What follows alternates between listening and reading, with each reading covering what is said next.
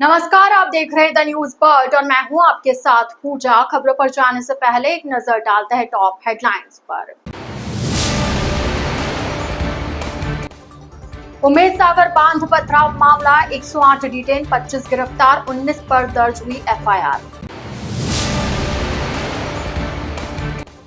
जोधपुर में चलती गाड़ी में ड्राइवर से मारपीट, बड़ा हादसा टला।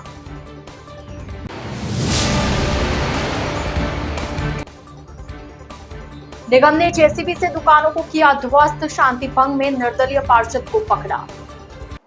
तो यह थी हेडलाइंस और अब खबरें विस्तार से। शहर के उम्मेद सागर बांध कैचमेंट एरिया में अतिक्रमण हटाने की कार्रवाई के समय सोमवार की सुबह हुई पत्थरबाजी में पुलिस ने देर रात तक 108 लोगों को डिटेन कर 25 लोगों को शांतिभंग में पकड़ा है। 19 लोगों पर एफआईआर दर्ज की गई है, जिसमें एक महिला को भी नामजद किया गया है। गिरफ्तारियां और एफआईआर में और भी नामजद किए जा सकते हैं। गिरफ्तार लोगों को आज दोपहर बाद कोर्ट में पेश किया गया। राजीव गांधी नगर थाना अधिकारी सुरेश पोटलिया की तरफ से थाने में 19 लोगों के खिलाफ रिपोर्ट दी गई, जिसमें ड्यूटी पर तैनात कार्मिकों से मारपीट, वाहनों में तोड़फोड़ और पत्थरबाजी को लेकर धाराएं लगाई गई। पुलिस द्वारा दर्ज कराई गई रिपोर्ट में 2 लोगों को गिरफ्तार किया गया, जिन्हें कोर्ट में पेश किया गया। राजीव गांधी नगर थाना अधिकारी सुरेश पोटलिया ने बताया कि अभी तक एक एफआईआर पुलिस की तरफ से दर्ज कराई गई है। अन्य एफआईआर मिलने पर उसे भी दर्ज किया जाएगा। पुलिस द्वारा दर्ज कराई गई रिपोर्ट में 2 लोगों को गिरफ्तार किया गया है। जोधपुर शहर से एक सनसनीखेज मामला सामने आया है, जहां चलती पिकअप गाड़ी में ड्राइवर से मारपीट की गई। यह पूरी घटना झालामंड चौराहे से बासनी रोड के बीच हुई घटना का वीडियो भी सामने आया, जिसमें साफ देखा जा सकता है कि एक व्यक्ति लोडिंग पिकअप के ड्राइवर साइड की खिड़की से अंदर हाथ डालकर ड्राइवर के साथ मारपीट कर रहा है। मारपीट के दौरान ड्राइवर ने खुद को बचाने के लिए गाड़ी भगाने की कोशिश की, लेकिन इस दौरान गाड़ी डिवाइडर से टकराती बाल बाल बची। भीड़ भाड़ वाले इलाके में एक बड़ा हादसा हो सकता था, लेकिन सौभाग्य से कोई जानमाल का नुकसान नहीं हुआ। घटना के संबंध में कुड़ी बख्ताजनी थाना प्रभारी हमीर सिंह बाटी ने जानकारी दी है कि फिलहाल किसी भी पक्ष की ओर से थाने में कोई शिकायत दर्ज नहीं कराई गई है। हालांकि वायरल वीडियो के आधार पर पुलिस मामले की जांच कर रही है। जोधपुर ग्रामीण में एक बार फिर ऑपरेशन खुलासा के तहत बड़ी सफलता हाथ लगी है। साइबर सेल और शेरगढ़ पुलिस की संयुक्त कार्रवाई में अंतर्राज्यीय वाहन चोर गिरोह का पर्दाफाश हुआ है। मुख्य आरोपी ओमाराम निवासी को चामू से दस्तयाब किया गया है, जो अब तक 7 बड़ी वाहन चोरी की वारदातों में शामिल रहा है। जिला पुलिस अधीक्षक राममूर्ति जोशी के निर्देशन और रेंज मुख्यालय के निर्देशों पर जिले भर में वाहन चोरों के खिलाफ विशेष अभियान ऑपरेशन खुलासा चलाया जा रहा है। इसी के तहत शेरगढ़ थाना क्षेत्र में 7 जून की रात हुई मोटरसाइकिल चोरी की वारदात की तफ्तीश में शातिर चोर ओमाराम देवासी का नाम सामने आया। तकनीकी डाटा और मानवीय सूचना के सहारे साइबर सेल ने संदिग्धों की निगरानी शुरू की और आरोपी को चामू क्षेत्र से पकड़ा। पूछताछ में ओमाराम ने खुलासा किया कि जेल से छूटने के बाद उसने अपने पुराने साथी भवानी सिंह के साथ मिलकर फिर से चोरी की वारदातें शुरू की थी। भवानी सिंह को पहले ही गिरफ्तार किया जा चुका है। पुलिस अधीक्षक राममूर्ति जोशी ने बताया कि साइबर सेल प्रभारी रतन सिंह राजपुरोहित, जिला विशेष टीम प्रभारी लखाराम, थाना अधिकारी सवाई सिंह और तकनीकी विश्लेषणकर्ता सुरेश डूडी की भूमिका इस सफलता में महत्वपूर्ण रही। राजस्थान हाईकोर्ट के आदेशों की पालना में शहर में किए गए कब्जों व अतिक्रमणों की हटाने की कार्रवाई लगातार जारी है। एक दिन पहले नगर निगम ने उम्मेद सागर बांध के पास कैचमेंट एरिया में किए गए अतिक्रमणों को हटाने की कार्रवाई की थी। इसी कड़ी में आज सुबह निगम के अतिक्रमण निरोधक दस्ते ने रातानाड़ा भाटी सर्कल के पास अतिक्रमण हटाया। यहाँ अवैध रूप से बनाई गई दुकानों को जेसीबी की मदद से ध्वस्त किया गया। इस दौरान यहाँ निर्दलीय पार्षद को भी पुलिस शांति भंग में अपने साथ पकड़ कर ले गई। रातानाड़ा क्षेत्र में वाहन चालक यूनियन की प्याऊ के पास स्थित दुकानों को आज सुबह निगम के दस्ते ने ध्वस्त कर दिया। हालांकि निगम दस्ते को दुकानदारों का विरोध भी सहना पड़ा। उनका आरोप था कि निगम की तरफ से उन्हें कोई नोटिस नहीं दिया गया। मोटे गैरेज को हमारे कुछ असामाजिक तत्वों ने उनको दे दी। हमने काफी संघर्ष करने के बाद में ये अतिक्रमण हाईकोर्ट से हमको अपील मिलने के बाद ये अतिक्रमण हटाया गया। और हमारे ये अध्यक्ष महोदय सिंह जी है, इन्होंने पूरी 2 से 5 सालों से संघर्ष करके इस तथ्य पे आज पहुँचे।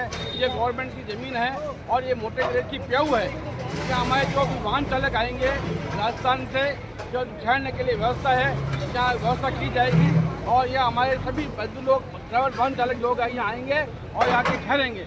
अभी बड़ी बड़ी विजिट होती है, प्रधानमंत्री राष्ट्रपति की विजिट होती है, तो हमारे रहने की व्यवस्था हो जाएगी। सभी वाहन चालकों के लिए ये व्यवस्था की गई है। द न्यूज बर्ड के इस बुलेटिन में फिलहाल वक्त हो चला एक छोटे से ब्रेक का। ब्रेक के बाद जल्द हाजिर होंगे। आप बने रहिए द न्यूज बर्ड के साथ।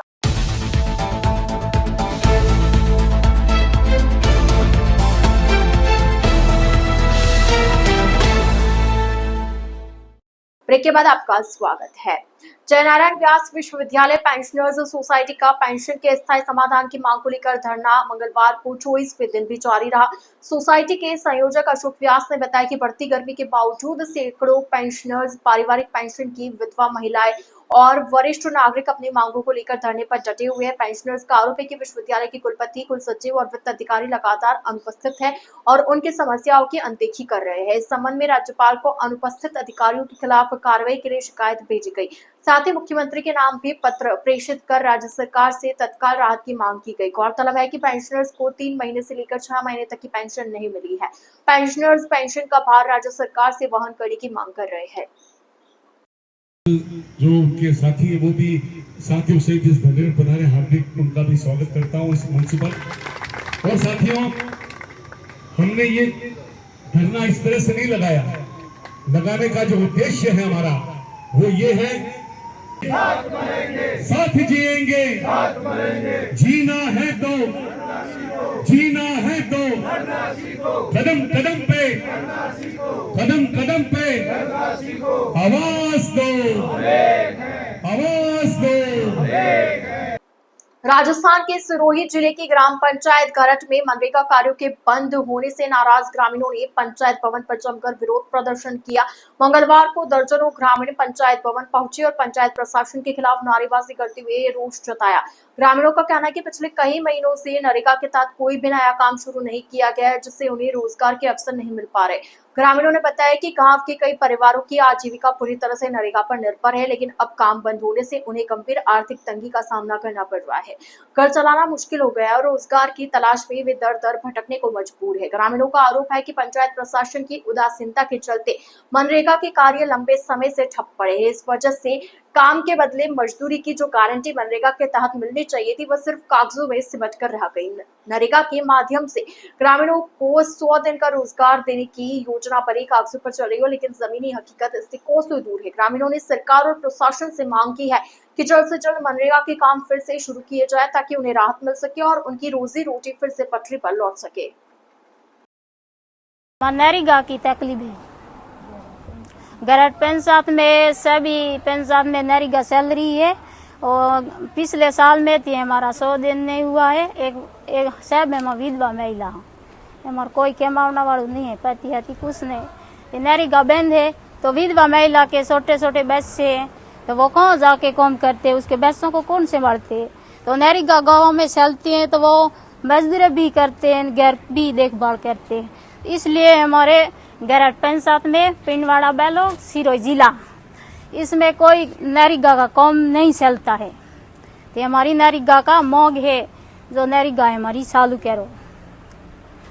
ये के 3 बार से हम पंचायत में आते आते कई बार आए हैं। इस कर्मचारी बेटे उसको आज काम आवे कल आवे लिस्ट बनाकर भेजी हुई है, तो ये हमारा काम नहीं आया है। आज बतावे 5 दिन के बाद में आएंगे, कोई 5 दिन के बाद में नहीं, कुछ नहीं। नरेगा का काम तो देखो, हमने तो पिछले 25 अप्रैल को प्रपत्र सारे तैयार करके पंचायत समिति पिंडवाड़ा को भिजवा दिए हैं। उसके पश्चात 1 महीना होने के बाद में हमने फिर वहाँ पूछताछ की, बीडीओ साहब से मौखिक रूप से भी और दूरभाष पर भी। तो उन्होंने ये कहा कि काम चालू हो जाएगा, मैं अभी जिला परिषद सीओ साहब से बात करूँगा, ऐसे उन्होंने बोला है। लेकिन कोई आज तक काम स्वीकृत नहीं हुआ है, जबकि ग्राम पंचायत से जितने भी कार्य थे उनके पेपर्स तैयार करके हमारे यहाँ से तो भिजवा दिए हैं। अब कमी है तो वहाँ प्रशासन की है, हमारे लिए तो हमने यहाँ से सारे प्रपत्र भेज दिए हैं। अब उस कोई ऑब्जेक्शन हो तो हमें बताए, कोई नहीं तो वो बता रहे हैं और नहीं कोई कह रहे हैं। तो हमारा तो यही प्रशासन से निवेदन है कि अगर काम नरेगा का चालू करवा दे तो ठीक है, नहीं आने वाले समय में लोग आक्रोशित होकर के, और ये 17 तारीख को रात्रि चौपाल का भी ये डेट जारी हुई है, तो इसका बहिष्कार करेंगे लोग बहुत आक्रोशित हो गए हैं। 2 महीने से काम चालू नहीं है, तो इसलिए हमारा तो ये निवेदन है कि जल्द से जल्द काम चालू करवा दे तो ठीक रहेगा, नहीं तो फिर धरना प्रदर्शन भी करना पड़ेगा, पंचायत भी बंद करनी पड़ेगी तो करनी पड़ेगी, क्योंकि हम लोगों के साथ में हैं, लोगों के हित को देखते हुए। 26वीं अंतर फ्रंटियर फोटोग्राफी और वीडियोग्राफी प्रतियोगिता 2025-26 में बीएसएफ राजस्थान फ्रंटियर की वीडियोग्राफी टीम ने बेहतरीन प्रदर्शन करते हुए विजेता रहकर चैंपियन ट्रॉफी अपने नाम की। प्रतियोगिता में सीमा सुरक्षा बल राजस्थान फ्रंटियर की वीडियोग्राफी टीम के कार्मिकों ने बेहतरीन प्रदर्शन किया तथा आरक्षक प्रवीण कुमार ने वीडियोग्राफी में व्यक्तिगत गोल्ड मेडल अपने नाम किया। इस अवसर पर महानिरीक्षक एमएल गर्ग तथा उप महानिरीक्षक विदुर भारद्वाज ने वीडियोग्राफी टीम को राजस्थान फ्रंटियर का नाम ऊंचा रखने पर हार्दिक बधाई एवं शुभकामनाएं दी। 26वीं अंतर फ्रंटियर फोटोग्राफी और वीडियोग्राफी प्रतियोगिता 2025-26 का आयोजन सीमा सुरक्षा बल अकेडमी टेकनपुर मध्य प्रदेश में हुआ और इस प्रतियोगिता में सीमा सुरक्षा बल के 10 फ्रंटियर की टीमों और एक सहायक प्रशिक्षण केंद्र हजारीबाग की टीम कुल 11 टीमों ने भाग लिया। द न्यूज बर्ड के इस बुलेटिन में फिलहाल के लिए इतना ही। आइए चलते चलते एक बार फिर नजर डालते हैं आज की टॉप हेडलाइंस पर। उमेद सागर बांध पथराव मामला 108 डिटेन, 25 गिरफ्तार, 19 पर दर्ज हुई एफआईआर। जोधपुर में चलती गाड़ी में ड्राइवर से मारपीट, बड़ा हादसा टला।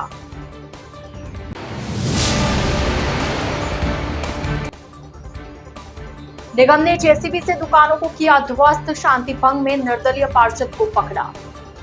तो अब दीजिए इजाजत पूजा को और आप इसी तरह बने रहिए द न्यूज बर्ड के साथ। नमस्कार।